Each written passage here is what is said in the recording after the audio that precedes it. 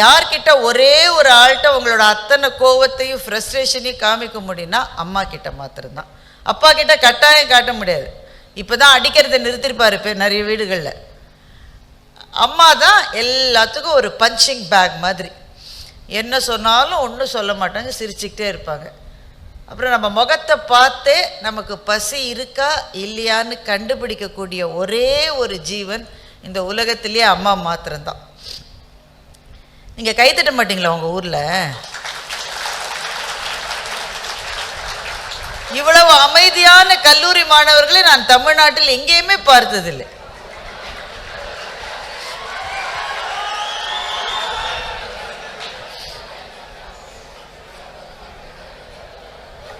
அதுக்கு நீ இட்லி கடை ஃபர்ஸ்ட் ஷோக்கு போன மாதிரி கை தட்டக்கூடாது, காலேஜில் இருந்த மாதிரி கை தட்டணும், சரியா? அம்மா என்கிற ஒரு பர்சனோட நமக்கு இருக்கிற உறவை பற்றி சொல்லும் போதெல்லாம் எனக்கு ஒரு சம்பவம் ஞாபகம் வரும். ஆக்சுவலாக 2 இன்சிடென்ட் சொல்லலான்னு நினைக்கிறேன். இன்றைக்கி என்னுடைய என்டோமெண்ட் லெக்சரனுடைய தலைப்புக்கும் அதுக்கும் சம்மந்தம் இருப்பதனால்தான் நான் அதை சொல்லுகிறேன். 2 சம்பவங்களை நான் எப்போவுமே பகிர்ந்துக்கணும்னு ஆசைப்படுவேன்.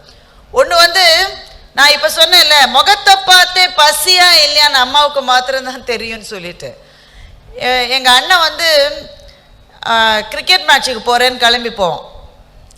காலையிலே முந்தின நாளே சொல்லிடுவான், நாளைக்கு காலையில் மாத்திரம் இந்த டிஃபன் பாக்ஸை கட்டி கொடுக்கறது, புளி சாதம் வைக்கிறது, அதில் ஒரு முட்டையை வைக்கிறது, இந்த மாதிரி ஏதாவது பண்ணியோ வேற மாதிரி ஆயிரும். எங்களுக்கு அங்கே லஞ்ச் இருக்குது, நாங்கள் மேட்ச் விளையாடுறோம், லஞ்சு சாப்பிட்றோம், நாங்கள் வர்றோன்னு பயங்கரமாக பந்தா விட்டு கிளம்பி போனோம். அங்கே போனால் நாங்கள் சென்னையில் நாங்கள் இருக்கிற பகுதி திருவான்மியூர்னு ஒரு பகுதி, ரொம்ப ஒரு சைடில் இருக்கிறது. மேட்ச் எல்லாம் நடக்கிறது தாம்பரம் தாண்டி ஒரு இடம்.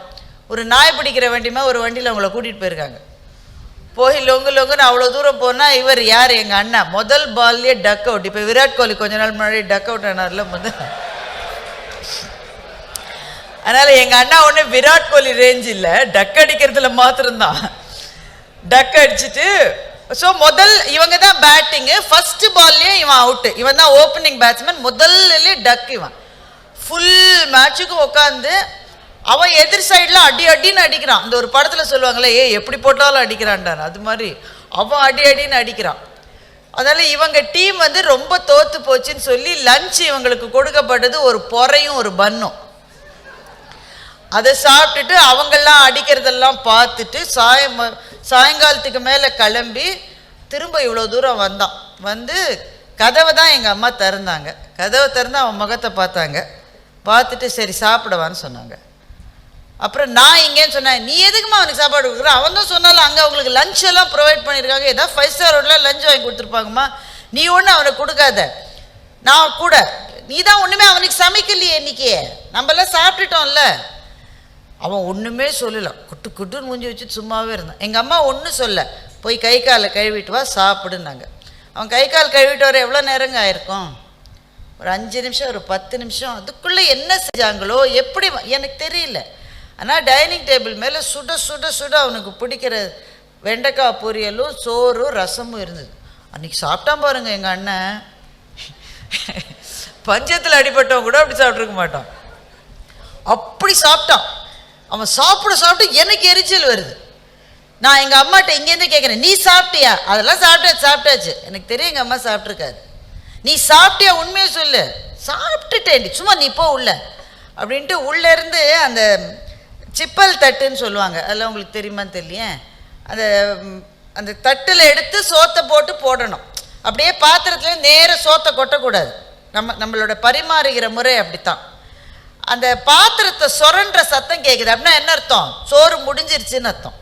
அப்போ தானே கரண்டி போய் பாத்திரத்தில் மோதும், அந்த சொரன்ற சத்தம் கேட்குது. எனக்கு தெரியுது சோறு இதோட முடிஞ்சிருச்சுன்னு. அவனுக்கு திருப்தியார மட்டும் அந்த சோறை போட்டுக்கிட்டு எங்கள் அம்மா அன்றைக்கி அநேகமாக சாப்பிட்லன்னு தான் நினைக்கிறேன், எனக்கு தெரியல. என்கிட்ட உண்மையை சொல்ல மாட்டாங்க எங்கள் அம்மா. அவன் சாப்பிட்ட உடனே அவன் முகத்தில் ஒரு பயங்கர ஒரு மலர்ச்சி வந்தது. அதை பார்த்துட்டு என்னடா லஞ்சு பலமா அங்கே அப்படின்னு கேட்டாங்க எங்கள் அம்மா. அந்த சம்பவம் எப்போவுமே என்னோட நினைவில் இருக்கும்.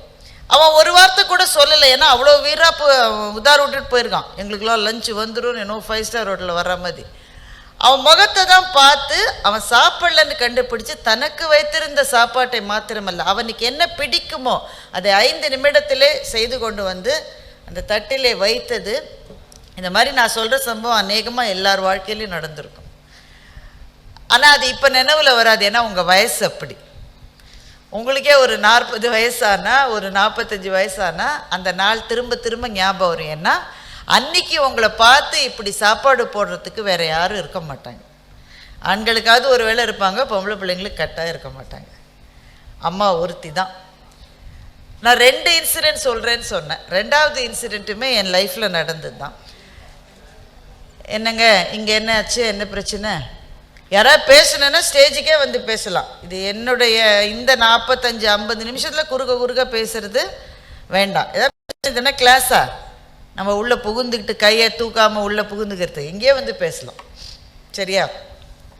இன்னொரு இன்சிடெண்ட் என் லைஃப்லேயே நடந்தது ரொம்ப வருஷம் முன்னாடி. இப்போ என் பிள்ளைங்களே காலேஜெலாம் முடிச்சுட்டாங்க, நான் +2 படிக்கிற போது நடந்தது. இந்த வாழ்க்கையிலே ரொம்ப கஷ்டமான ஒரு ஆண்டு +2 தான். நீங்களா அதை தாண்டி தானே வந்திருக்கீங்க. தலையை ஆட்ட மாட்டேன்றீங்க.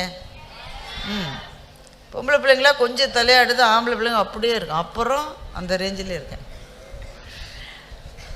அப்போ ஏன் ரொம்ப கஷ்டமான ஆண்டுனா எல்லாரும் நமக்கு அட்வைஸ் பண்ணிக்கிட்டே இருப்பாங்க. போகிறவங்க வர்றவங்க முதற்கொண்டு எல்லாம் அட்வைஸ் பண்ணுவாங்க. இந்த ஒரு வருஷத்தை மாத்திரம் கண்டு நீ கழிச்சிட்டேன்னா அதுக்கப்புறம் இனிமேல் லைஃப்பில் நீ கஷ்டப்படவே வேணாம். சொல்லியிருப்பாங்களே உங்களுக்கு எல்லா டீச்சர்.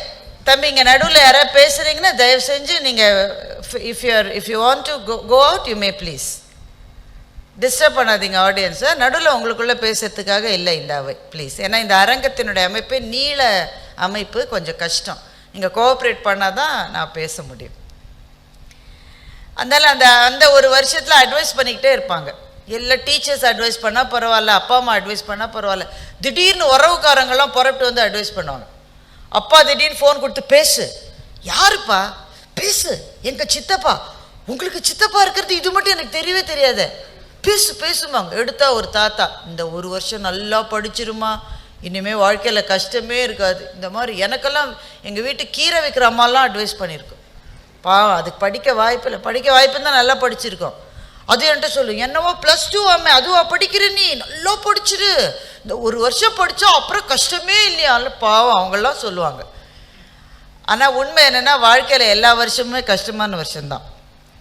+2 முடிச்சுட்டா அதுக்கப்புறம் ஒரு வானவில்லின் கீழ் சந்தோஷமாக சிரிச்சிக்கலாம் இருக்க முடியாது. எல்லா வருஷமும் அடி வாங்கணும், எல்லா வருஷமும் உதவாங்கணும். +2 படிக்கிற போது ரொம்ப அட்வைஸ் பண்ண நமக்கு ஒரு ரெபல்லியஸ் நேச்சர் வரும். சொல்கிறியா நீ, நான் படிக்க மாட்டேன் அப்படி ஒரு வரும். எனக்கு அந்த மாதிரி ஒரு கட்டத்தில் வந்து ரொம்ப படின்னு எல்லோரும் சொல்லவே நான் ரொம்ப சுத்தமாக படிக்கிறதே நிறுத்திட்டேன். ஃபஸ்ட் குரூப் பயாலஜி வேறு, ஐயோ கொடுமையிலையும் கொடுமை. அதை வேற ஞாபகப்படுத்திட்டேன்னா உங்களுக்கு. சைக்கஸ் ரிலிஜியோசா அப்படின்னு ஒரு ட்ரீயை பற்றி படிப்பான். அதுக்கும் நம்ம வாழ்க்கைக்கு என்ன சம்மந்தம்னே நமக்கு தெரியாது. அதெல்லாம் நிறுத்திட்டேன். அப்புறம் ஒரு நாள் வீட்டில் ரொம்ப படின்னு சொன்னாங்களேன்னு நான் ஸ்கூலுக்கு போய் ஜாயின்ட் ஸ்டடி பண்ண போகிறேன்னு கிளம்பிட்டேன். அதாவது ஒருத்தர் படிக்காமல் உருப்படாமல் இருக்கணும்னு முடிவு பண்ணால் அவங்க செய்ய வேண்டிய ஒரே வேலை ஜாயின்ட் ஸ்டடி பண்ண வேண்டியது தான். நான் போய் ஜாயின்ட் ஸ்டடி ஸ்கூலில் பண்ணுறேன்னு ஃப்ரெண்ட்ஸை பார்க்க போயிட்டேன். என்ன விளையாட்டு தான் ஃப்ரெண்ட்ஸோட, ஏன்னோ டென்னிக்காயிட்டோ ஏதோ ஒன்று எடுத்து விளையாடிட்டு இருக்கோம். அப்போ எங்கள் ஸ்கூல் கிரவுண்டு ரொம்ப நீளமான கிரவுண்டு. அந்த கேட்லேருந்து எங்கள் அம்மா நடந்து வரதை நான் பார்த்துட்டேன். ஐயோ இங்கேயும் வந்துட்டாங்களா அட்வைஸ் பண்ண அப்படின்னு. எங்கள் அம்மா நல்ல வெயில். அப்போ ஏன்னா February மாதம் சென்னையில், உங்களுக்கு தெரியாத வேலூர் வெயில் தெரியாதா உங்களுக்கு? சென்னையில் அது மாதிரி தானே. நல்ல வெயிலில் நடந்து வராங்க. ஒரு கையில் டிஃபன் பாக்ஸ் இருக்குது, ஒரு கையில் கொடை வச்சுருக்காங்க. கொடையை ஆனால் விரிக்கலை, கொடையை மடித்து வச்சுட்டு நடந்து வராங்க வெயிலில். அங்கே வந்தோடனே என்னை திட்ட போகிறாங்க, என்ன விளையாடிட்டு இருக்க எல்லாம் சொல்லுவாங்க. ஒன்றும் சொல்லலை. என்னம்மா படிக்கிறேன்னு சொல்லி அவசரத்தில் டிஃபன் பாக்ஸை வச்சுட்டு வந்துட்டியே, சாப்பிட்டுட்டு படிமான்னு சொல்லி டிஃபன் பாக்ஸை கொடுத்துட்டு போயிட்டாங்க. 2 அடி நடந்து திரும்பி வரும்போது வெயிலாக இருந்தால் கொடையை விரிச்சிக்கிட்டு வான்னு கொடையை கொடுத்துட்டு திரும்ப நடந்து போயிட்டாங்க. அந்த நீள நடையை கிட்டத்தட்ட இவ்வளோ தூரம் இருக்கும், இந்த ஆடிட்டோரியமுடைய லென்த் இருக்கும் எங்கள் கிரவுண்டு. நான் பார்த்துக்கிட்டேன். என் வாழ்க்கையிலே நான் பார்த்த மிக நீண்ட நடை அந்த நடை தான். என்னன்னே எனக்கு தெரியல. வரும்போது ஏன் கொடையை விரிச்சிட்டு வரல, வெயிலாக தானே இருந்தது. எனக்கு கொடுத்துட்டு ஏன் வெயிலில் நடந்து போனாங்க. என் மனசில் ஏதோ சில எண்ணங்கள்.